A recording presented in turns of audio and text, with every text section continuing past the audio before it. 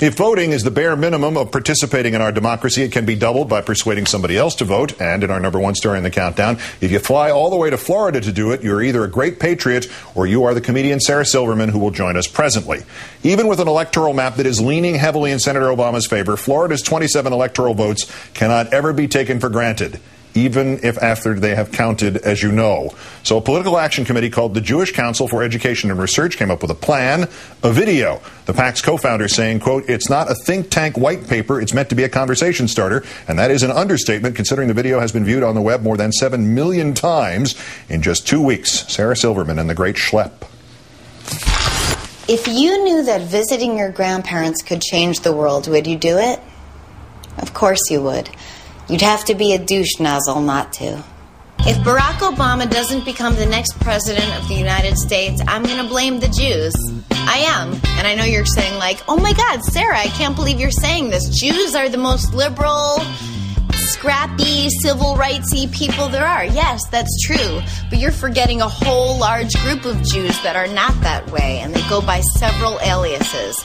Nana, Papa, Zadie, Bubby, plain old grandma and grandpa. These are the people who vote in Florida. And the Florida vote can make or break an election. If you don't think that's true, why don't you think back to 2 elections ago when a little man named Al Gore got by Florida?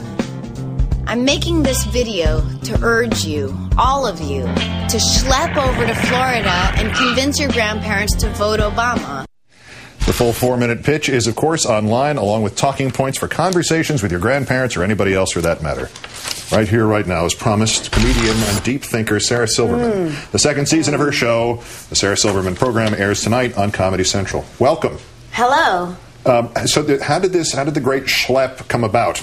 Well, the guys from the Great Schlep website came to me and they explained that the people that vote in Florida, such an important state, right? Indeed.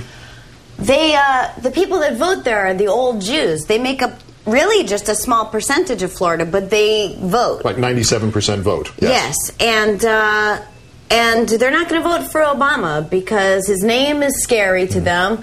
Old fears that may not be relevant anymore, and they think he's not pro-Israel and all this crap. So there's a lot of misinformation going on around there. But the good news is probably 100%, if you round up, of their grandkids love Obama. All right. And who's more influential over grandparents than their own grandkids? So it's just about getting, and I by the way, I think this is a gift to the grandkids, to the kids today, because I can't believe I'm saying kids today, but they're fat and they're lazy and they're apathetic. And this election is such a chance to really make a difference at any age, and I think it's kind of a gift to everybody. It will only affect them for the rest of their lifetimes. Yeah. That's the change election of their lifetimes, we presume. It probably is of ours as well. That was a good point I made, though, right? It was an excellent point. Yeah. But now you also mentioned just the name scary. His name is scary, but is Barack Hussein Obama. But you would think that, a people whose common name is, Moishe Lifshitz or whatever, would have a little compassion for a crappy name. For a name that isn't just the average one you pull out of a phone book. And by the way, the name John, plenty of bad people have been named John. Yeah. Serial killers are named John. Right, that's true. You've very few serial killers out there named Barack. Yeah, maybe 1 or 2. Now, or none. Now, speaking of names, I've been meaning to. I don't know a lot of Sarahs, but you qualify, and we now suddenly have a political figure on the national scene named Sarah. What do you have? Is it a mixture of pride and shame, or just shame? Just shame. Yeah. Sarah Palin. She is the worst combination of. She is as off-putting and gross as a pageant contestant, but without the desire for world peace, That's true. And you know what? She cannot even think for herself or just come up with when you talk to me, I just think of an answer and then I say an answer. Ask me what magazines I read. I'm going to show you how easy this is. All right, can I just throw you off here and say what magazines do you read? Let's see. In Style, Domino, Lucky, Cat Fancy, Big Naturals, and the Wasilla Gazette. How about that? That's the top of my head. How hard could it be? Apparently very. Oh, yeah, I wouldn't. I would stick to like the prop water, Red Bull or something. You were at? I was at the Democratic Convention. I got to see Danny Glover. Did you see anybody while you were out there? Have a big time at the Democratic Convention? I saw so many people out there. I had a great time. I just went. Yeah. And well, I have a picture. I don't know if they're going to show it. I met Al Gore. The man in the white suit here. And no, that's just him taking off his jacket. I got it. Yeah, he does the over-the-shoulder thing. It's nice to meet you. It's very everyman. Yeah. I love Al Gore. So at the Democratic National Convention, I decided it would be a good idea to eat half a pot cookie. I didn't want to go crazy.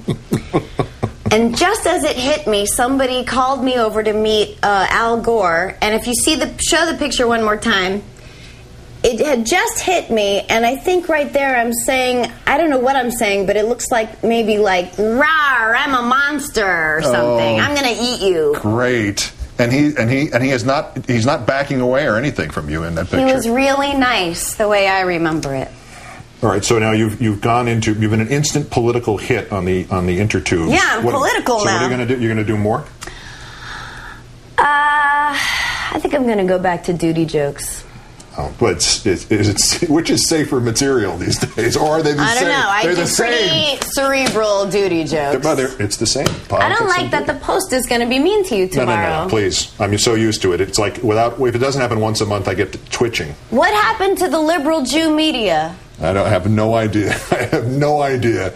The comedian Sarah Silverman, also mastermind of the Great Schlep. Pleasure to have you here. Thank you. Nice to be here. Do you shake hands? Absolutely, always. I'm not like you. Uh-oh. All right, that's countdown for this, the 1,989th day since the declaration of mission accomplished in Iraq. Sarah will be joining me in the New York Post now. I'm Keith Olbermann. Good night and good luck.